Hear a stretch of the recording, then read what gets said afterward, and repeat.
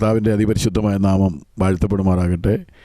കർത്താവിൻ്റെ ദാസൻ John Thomas പാസ്റ്ററോടും അദ്ദേഹത്തിൻ്റെ സഭയുമായി ബന്ധപ്പെട്ട് ഇങ്ങനെയൊരു അവസരം ശുശ്രൂഷയുടെ ബന്ധത്തിൽ നൽകിയതിന് കർത്താവിന് നന്ദി പറയുന്നു. എൻ്റെ പേര് പി വി സുരേഷ് എന്നാണ്. ഞാൻ തൃശ്ശൂർ IPC സഭയുമായി ബന്ധപ്പെട്ട് ശുശ്രൂഷയിലായിരിക്കുന്നു. തിരുവഴുത്ത് അല്പസമയം നമ്മൾ ധ്യാനിക്കുന്നത് നമ്മുടെ ജീവിതത്തിന് അനുഗ്രഹത്തിന് കാരണമായി തീരട്ടെ. ദൈവത്തിന് മനുഷ്യനോട് സംസാരിക്കുവാനുള്ള മീഡിയയാണ് ദൈവത്തിൻ്റെ വചനമെന്ന് പറയുന്നത്.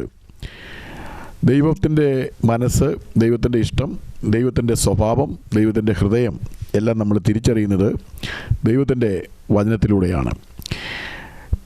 എബ്രായ ലേഖനം 11-ാം അധ്യായം നമ്മൾ പഠിക്കുമ്പോൾ അതിൽ 21-ാമത്തെ വാക്യത്തിൽ തിരുവഴുത്ത് ഇങ്ങനെ പറയുന്നു: യോസേഫ് താൻ മരിക്കാറായപ്പോൾ തൻ്റെ പുറപ്പാടിൻ്റെ കാര്യം ഓർപ്പിച്ചു, തൻ്റെ അസ്ഥികളെക്കുറിച്ച് കൽപ്പന കൊടുത്തു എന്ന് രേഖപ്പെടുത്തിയിരിക്കുകയാണ്. യോസേഫിന് 110 വയസ്സ് ഇത് പറയുമ്പോൾ പ്രായമുണ്ട്. താൻ 17 വയസ്സുവരെയും കനാൻ ദേശത്താണ് യോസേഫ് പാർത്തത്. തൻ്റെ ജീവിതത്തിൽ 93 വർഷങ്ങളും യോസേഫ് ജീവിച്ചത് മിസ്രൈമിലാണ്. എന്നാൽ താൻ മിസ്രൈമിൽ വന്നതിന് ശേഷമാണ് തനിക്ക് അധികാരങ്ങൾ ലഭിച്ചത്, ഭാര്യയെ ലഭിച്ചത്, മക്കൾ ലഭിച്ചത്. ഇനി കാണുന്ന സകല സമ്പത്തും സകല സാഹചര്യങ്ങളിലും മിസ്രൈമിൽ നിന്നാണ് ലഭിച്ചത്.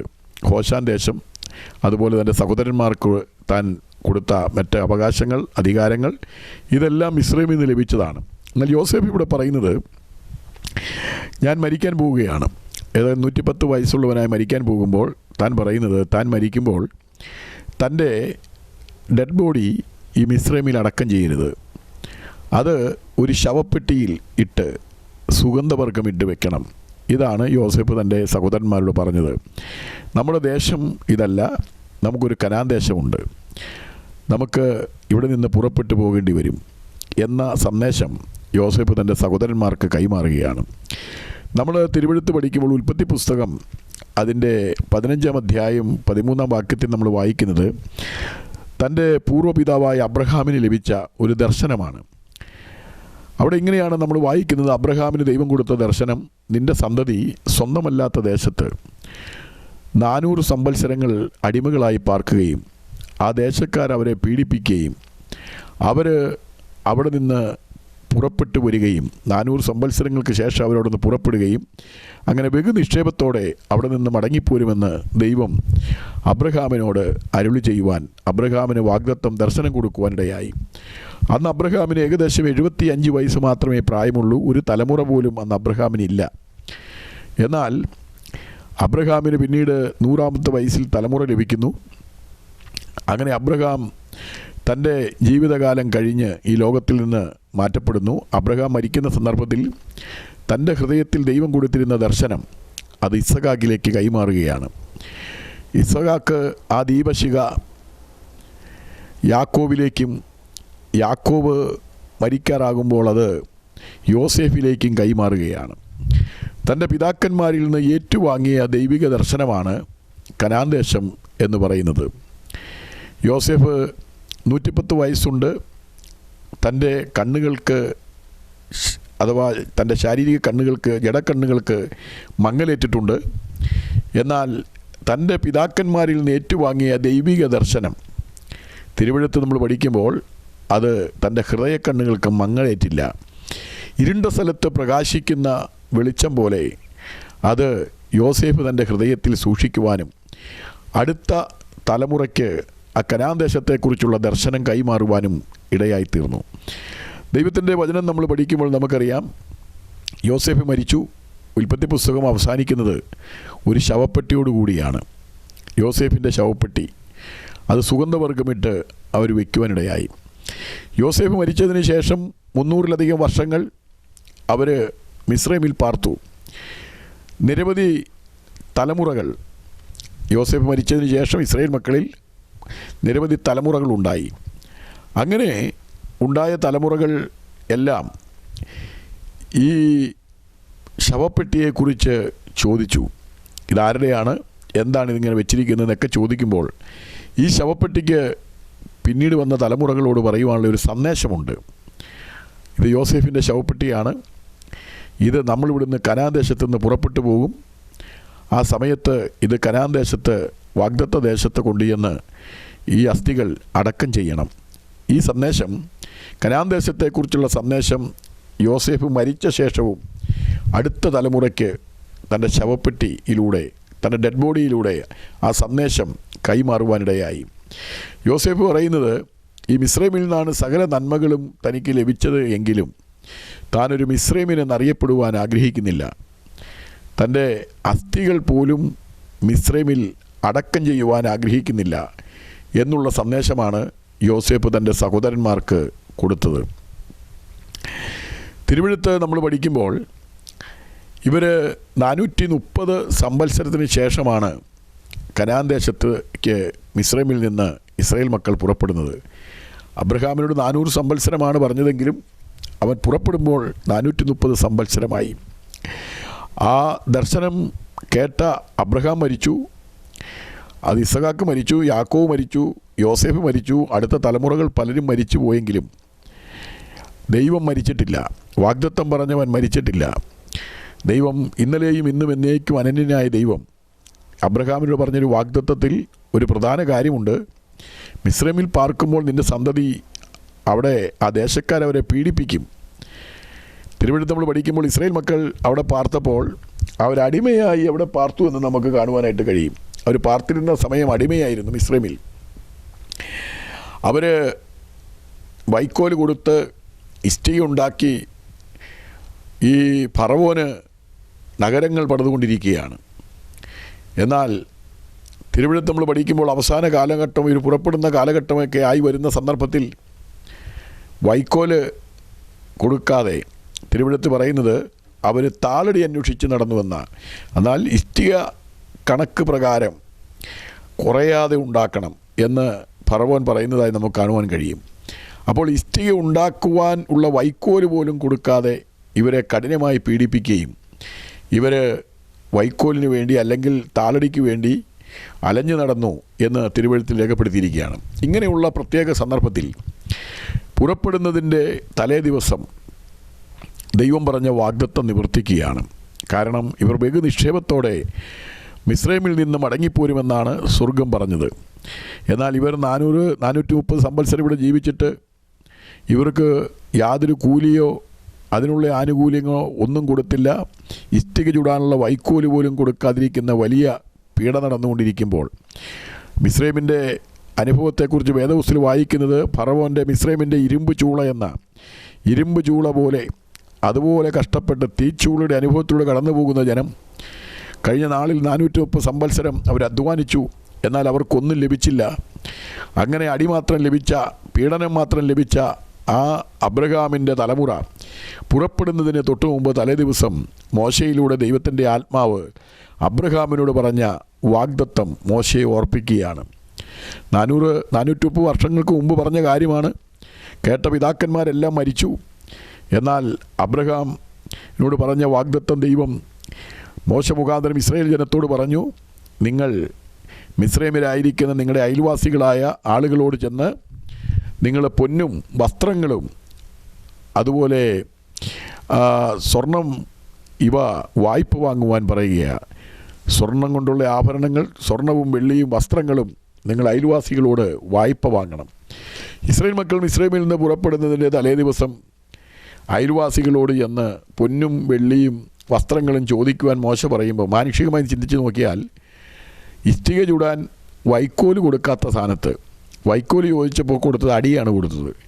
അങ്ങനെയുള്ള ജനത്തോട് ചെന്ന് പൊന്നും വെള്ളിയും ആഭരണവും ചോദിക്കുവാൻ പറയുമ്പോൾ മാനുഷികമായി ചിന്തിച്ചാൽ അതൊരിക്കലും നടക്കുന്ന കാര്യമല്ല. എന്നാൽ മോശ മുഖാന്തരം അവരോട് പറഞ്ഞപ്പോൾ അവർ ഒരു പോഷരെ പോലെ വിശ്വസിച്ചു.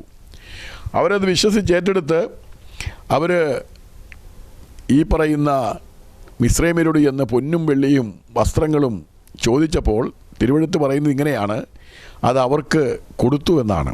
മിസ്രൈമ്യർ അവരുടെ പൊന്നും വെള്ളിയും വസ്ത്രങ്ങളും അഴിച്ച് ഈ പറയുന്ന ഇസ്രായേൽ മക്കൾക്ക് കൊടുത്തു.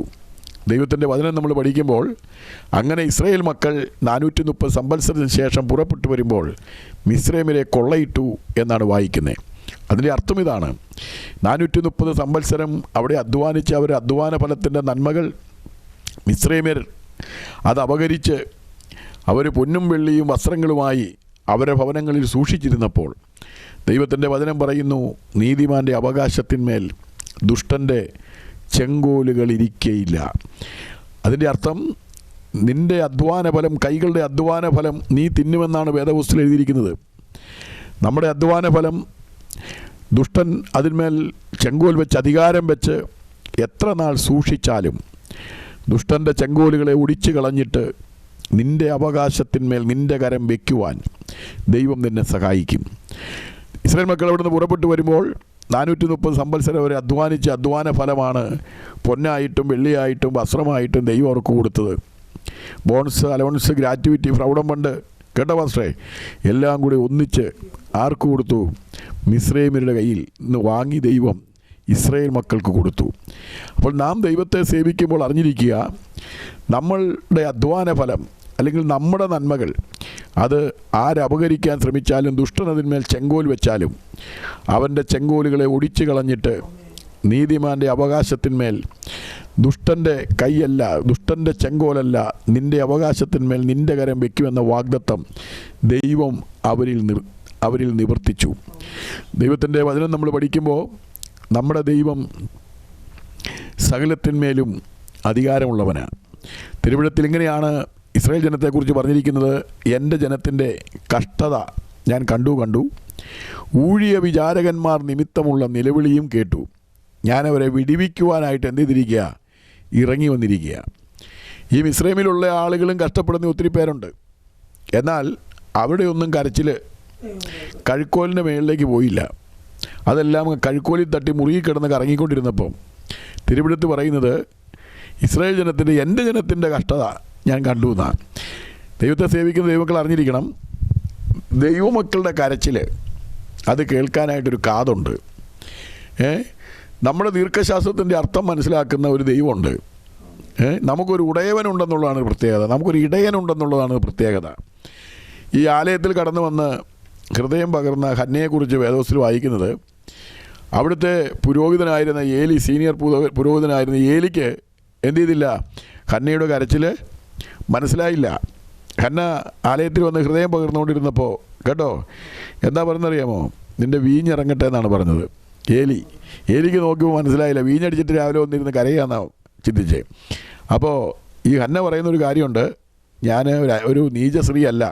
കാരണം ഏലി ഇത് പറയാൻ കാരണം ഏലിയുടെ മക്കളും മരുമക്കളെല്ലാം വീഞ്ഞടിക്കുന്നവരായിരുന്നു, മദ്യപിക്കുന്നവരായിരുന്നു, ഹൊഫ്നിയും ഫീനകാസും ഒക്കെ അങ്ങനെയുള്ളവരായിരുന്നു. അപ്പോൾ അങ്ങനെയുള്ള ഒരു നീച സ്ത്രീയാണ് എന്നാണ് ഏലി വാസ്തവത്തിൽ ചിന്തിച്ചത്. പക്ഷേ ഏലിയോട് ഹന്ന പറയുന്നു, ഞാനൊരു നീച സ്ത്രീയല്ല, ഞാൻ എൻ്റെ ഹൃദയം ദൈവസന്നിധിയിൽ പകരുകയായിരുന്നു. ഞാൻ പറഞ്ഞതിന് താല്പര്യം, മഹാപുരോഹിതന് മനസ്സിലായില്ല. പക്ഷേ ഹന്ന ഏതു വിഷയത്തിലാണ് ഹൃദയം പകർന്നതെന്ന്, അവളുടെ ഹൃദയത്തിൻ്റെ ദീർഘശ്വാസത്തിൻ്റെ അർത്ഥം തിരിച്ചറിഞ്ഞവനാണ് ദൈവം. തിരുവഴുത്ത് വായിക്കുന്നു, അവളൊരു തലമുറയ്ക്ക് വേണ്ടിയാണ് ദൈവസന്നിധിയിൽ ഹൃദയം പകർന്നതെങ്കിൽ അവളുടെ മുഖം പിന്നെ എന്ത് ചെയ്തില്ല? വാടിയില്ല. അന്ന് പറഞ്ഞതിൻ്റെ അർത്ഥം ഇതാണ്: നീ കരയുമ്പോൾ അല്ലെങ്കിൽ നിൻ്റെ ദീർഘശ്വാസത്തിൻ്റെ അർത്ഥം ആരും തിരിച്ചറിഞ്ഞില്ലെങ്കിലും, ഭർത്താവ് തിരിച്ചറിഞ്ഞില്ലെങ്കിലും, ഭാര്യ തിരിച്ചറിഞ്ഞില്ലെങ്കിലും, നിൻ്റെ മക്കൾ തിരിച്ചറിഞ്ഞില്ലെങ്കിലും, നിൻ്റെ സ്നേഹിതർ തിരിച്ചറിഞ്ഞില്ലെങ്കിലും, നിൻ്റെ സഭയിലെ പാസ്റ്ററോ വിശ്വാസികളോ തിരിച്ചറിഞ്ഞില്ലെങ്കിലും, നിൻ്റെ ദീർഘശ്വാസത്തിൻ്റെ അർത്ഥം തിരിച്ചറിയാവുന്നവനാണ് ആര്? നമ്മൾ സേവിക്കുന്ന ദൈവം. ഒരുപക്ഷെ സഭയിൽ ചെന്ന് പറയാൻ പറ്റാത്ത വിഷയമായിരിക്കാം, ഇത് 10 പേരോട് പറഞ്ഞാൽ ഒരു കളിയാക്കുന്ന വിഷയമായിരിക്കാം, എനിക്കിത് ആരോടൊന്നും തുറന്നു പറയാൻ പറ്റുന്നില്ലോ എന്നോർത്ത് നീ ഭാരപ്പെടുന്ന വ്യക്തിയായിരിക്കും. ഞാൻ പറഞ്ഞു കഴിഞ്ഞാൽ മറ്റുള്ളവർ എന്ത് ചിന്തിക്കുമെന്ന് ചിന്തിച്ച് നിൻ്റെ ആ ഭാരം നീ ഹൃദയത്തിലെ മല പോലെ ആ ഭാരം വെച്ചുകൊണ്ട്, കല്ല് പോലുള്ള ഭാരം വെച്ചുകൊണ്ട് നടക്കുന്ന വ്യക്തിയായിരിക്കാം.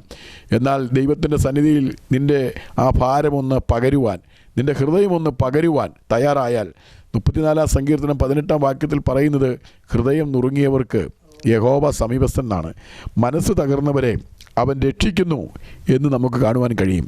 കാരണം ഇസ്രായേൽ ജനത്തിൻ്റെ കരച്ചിൽ, അവരുടെ കഷ്ടത ദൈവം കണ്ടു. തിരുവഴുത്ത് പറയുന്നത്, സ്വർഗത്തിലിരിക്കുന്ന ദൈവം ഭൂമിയിൽ ഇവരുടെ കഷ്ടത കണ്ടിട്ട് അവിടെ ഇരുന്നു എന്നല്ല, അവരെ വിടുവിക്കുവാനായിട്ട് ഇറങ്ങി വന്നു എന്നാണ് വായിക്കുന്നത്. ദൈവത്തിൻ്റെ വചനം നമ്മൾ പഠിക്കുമ്പോൾ അവരെ ഉദ്ധരിക്കുവാനായിട്ട് ദൈവം എന്ത് ചെയ്തു? സ്വർഗത്തിൽ നിന്ന് ഇറങ്ങി വന്നു. സ്തെഫാനോസിൻ്റെ കല്ലെറിയുന്ന സന്ദർഭത്തിൽ നമുക്ക് കാണുവാൻ കഴിയും. ആദ്യത്തെ രക്തസാക്ഷിയാണ്. കല്ലുകൾ ഓരോന്നായി സ്തെഫാനോസിൻ്റെ മേൽ വന്ന് പതിക്കുമ്പോൾ സ്തെഫാനോസ് ദൈവത്തിൻ്റെ സന്നിധിയിൽ മുഴങ്കാൽ മടക്കി എന്നാണ് നമ്മൾ വായിക്കുന്നത്. മുട്ടുമടക്കിയോ സ്തെഫാനോസ് പ്രാർത്ഥിക്കുക, ഇവർ ചെയ്യുന്നത് ഇന്നറിയാതെ ഇവരോട് ക്ഷമിക്കണം, ഒരു പാപം നിർത്തരുത് എന്ന് പറയുമ്പോൾ സ്തെഫാനോസ് നോക്കുമ്പോൾ സ്വർഗം തുറന്നിരിക്കുകയാണ്. ദൈവപുത്രൻ പിതാവിൻ്റെ വലത്തുഭാഗത്ത് എഴുന്നേറ്റ് നിൽക്കുക. അതിൻ്റെ അർത്ഥം നമ്മൾ കഷ്ടത സഹിച്ചാൽ, ദൈവമക്കൾ നീതിയോടെ ആണ് ജീവിച്ച് കഷ്ടത സഹിച്ചാൽ, നമ്മൾ തെറ്റിതിട്ട് അടി കൊണ്ടാൽ കാര്യമില്ല. നമ്മളെ കുറ്റമുണ്ടെങ്കിൽ എന്നല്ല പറഞ്ഞ്, നീതിയോടെ നീ ജീവിച്ച് നിന്നെ ആര് കഷ്ടപ്പെടുത്തിയാലും, ആര് നിനക്കെതിരെ കല്ലെറിഞ്ഞാലും, ആര് നിനക്കെതിരെ മുള്ളായി തീർന്നാലും, വേദപുസ്തകത്തിൽ തിരുവെഴുത്ത് വായിക്കുന്നത് ദൈവം അടങ്ങിയിരിക്കത്തില്ല. മനുഷ്യപുത്രൻ പിതാവിൻ്റെ വലതുഭാഗത്ത് ഇരുന്നു എന്നല്ല എഴുതിയേക്കുന്നത്. കല്ലേറ് കൊള്ളുന്ന തൻ്റെ ദാസൻ്റെ ആത്മാവിനെ സ്വീകരിക്കാൻ പിതാവിൻ്റെ വലതുഭാഗത്ത് എന്ത് ചെയ്യുക? ദൈവപുത്രൻ എഴുന്നേറ്റ് നിൽക്കുകയാണെന്നാണ് വായിക്കുന്നത്. അപ്പം നിൻ്റെ കഷ്ടതയുടെ മുമ്പിൽ, നിൻ്റെ കണ്ണുനീരിന് മുമ്പിൽ, നിൻ്റെ കരച്ചിലിന് മുമ്പിൽ അവിടെ മൗനമായിരിക്കുന്ന ഒരു ദൈവമല്ല. തിരുവെഴുത്ത് പറയുന്നു, തൻ്റെ ജനത്തിൻ്റെ കഷ്ടത കണ്ടു ഊഴിയ വിചാരകന്മാർ നിമിത്തമുള്ള നിലവിളിയും കേട്ടു. ഞാൻ ആ ഭാഗം പറയുമ്പോൾ ഒരു കാര്യം പറയട്ടെ. കഷ്ടത മാത്രം കണ്ടു, അല്ലെങ്കിൽ ഊഴിയ വിചാരകന്മാർ നിമിത്തമുള്ള നിലവിളിയും കേട്ടോ പാസ്റ്ററേ, അവരെ വിടുവിക്കാൻ മാത്രം ഇറങ്ങി വന്നതല്ല. അവരെ 430 വർഷത്തെ അവരെ അധ്വാനം കൂടി ദൈവം എന്ത് ചെയ്തു? മേടിച്ചു കൊടുത്തു. ഇന്ന് ഈ വചനം കേൾക്കുമ്പോൾ ഓർത്തോണം, ജീവിതത്തിൽ എന്തെങ്കിലുമൊക്കെ നഷ്ടപ്പെട്ടു പോയിട്ടുണ്ടെങ്കിൽ, നിൻ്റെ അർഹതയുള്ളത് ആരെങ്കിലും അപഹരിച്ചു പോയിട്ടുണ്ടെങ്കിൽ, നിൻ്റെ നന്മയിന്മേൽ ആരെങ്കിലും കൈവച്ചിട്ടുണ്ടെങ്കിൽ, തിരുവെഴുത്ത് പറയുന്നത് അത് നിൻ്റെ കരങ്ങളിൽ തരുവാൻ ദൈവം ശക്തനാണ്. ആ ശത്രുവിൻ്റെ കരങ്ങളിൽ നിന്ന് വാങ്ങി നിൻ്റെ കരങ്ങളിൽ അതിൻ്റെ ബോണസും അലോൺസും ഗ്രാറ്റുവിറ്റിയും പ്രൗഢം കൊണ്ടും എല്ലാം കൂടി ഒരുമിച്ച് തരാൻ നമ്മുടെ ദൈവം ശക്തനാണ്. ഇസ്രായേൽ മക്കൾ പുറപ്പെട്ടപ്പോൾ നിരാശയോടെ മടങ്ങി എന്നല്ല എഴുതിയേക്കുന്നത്, അവർ ആർപ്പോടെയാണ് മടങ്ങിയത്. നാം ദൈവത്തെ വിശ്വസ്തയോടെ സേവിച്ചാൽ ഒരു കാര്യം പറയാം, ഈ ഭൂമിയിൽ നിന്ന് നമ്മൾ മടങ്ങുമ്പോൾ നിരാശയോടെ മടങ്ങത്തില്ല, ആർപ്പോടെ മാത്രമേ എന്ത് ചെയ്യത്തുള്ളൂ? മടങ്ങത്തുള്ളൂ. നീതിമാൻ അവൻ ജീവിച്ച് നിരാശയോടെ ഇവിടെ നിന്ന് ടാറ്റ പറഞ്ഞു പോവല്ല, അവൻ സമാധാനത്തോടെ ആർപ്പോടെ മാത്രമേ മടങ്ങത്തുള്ളൂ. തിരുവെഴുത്ത് പഠിക്കുമ്പോൾ ഇങ്ങനെയാണ് വായിക്കുന്നത്, യോസേഫ് മരിച്ചു, എന്നാൽ തൻ്റെ ഡെഡ് ബോഡി അത് ഒരു പെട്ടിയിൽ വെച്ച് സുഗന്ധവർഗ്ഗം ഇട്ട് വെച്ചു. അവസാനം നമ്മൾ വായിക്കുന്നത്, ഇസ്രായേൽ മക്കൾ മിസ്രൈമിൽ നിന്ന് പുറപ്പെട്ടു പോരുമ്പോൾ യോസേഫിൻ്റെ ശവപ്പെട്ടി അവരെടുത്തു. അവരെ അസ്ഥികളെ കനാൻ ദേശത്ത് കൊണ്ടുവന്ന് എന്ത് ചെയ്തു? അടക്കി എന്നാണ് വായിക്കുന്നത്. തൻ്റെ ഭക്തൻ്റെ കാഴ്ചപ്പാട് അത് വളരെ വലുതാണ്. ഇന്ന് എനിക്ക് ഇത് കേൾക്കുന്ന ദൈവമക്കളോട് പറയാനുള്ളൊരു സന്ദേശം, നമ്മൾ ഈ ഭൂമിയിൽ പാർക്കുന്നെങ്കിലും നമ്മുടെ പൗരത്വം ഈ ഭൂമിയിലല്ല. പൗലോസ് പറഞ്ഞു, നമ്മുടെ പൗരത്വമോ സ്വർഗത്തിലാണ്.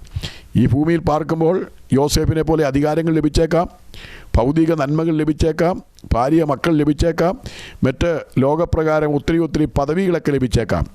എന്നാൽ നമ്മൾ ആരല്ല? നമ്മൾ ഈ ലോകക്കാർ അല്ല. നമുക്ക് ഒരു കനാൻ ദേശമുണ്ട്. ആ കനാൻ ദേശത്തെക്കുറിച്ചുള്ള ദർശനം എന്ത് ചെയ്യാൻ പാടില്ല? മങ്ങുവാൻ പാടില്ല.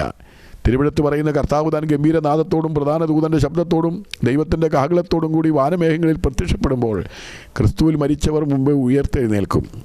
അന്ന് നാം ജീവനോടെ ശേഷിക്കുന്നുണ്ടെങ്കിൽ നാം രൂപാന്തരപ്പെട്ട് അവനോടുകൂടെ വാനമേഘങ്ങളിൽ എടുക്കപ്പെടും. നമുക്കൊരു കനാൻ ദേശമുണ്ട്. നമ്മൾ ആ കനാൻ ദേശത്തേക്കുള്ള യാത്രയിലാണ്.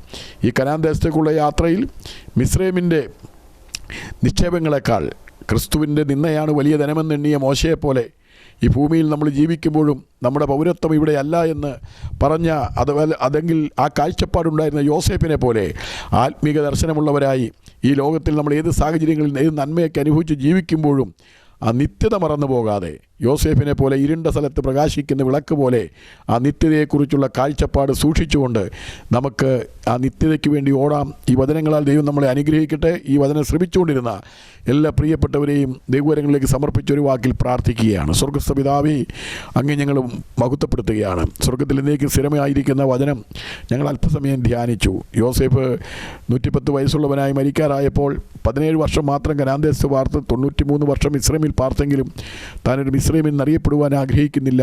തൻ്റെ സഹോദരന്മാർക്ക് കൽപ്പന കൊടുക്കുകയാണ്, തൻ്റെ ശരീരം പോലും ഈ മിസ്രൈമിൽ അടക്കം ചെയ്യരുത്, ഒരു ശവപ്പെട്ടിയിൽ വെക്കുക. നിങ്ങൾ ഇവിടുന്ന് പുറപ്പെട്ടു പോകുമ്പോൾ അത് കനാൻ ദേശത്ത് കൊണ്ടുവന്ന് എൻ്റെ ശവപ്പെട്ടി അഥവാ എൻ്റെ അസ്ഥികൾ അടക്കം ചെയ്യണം.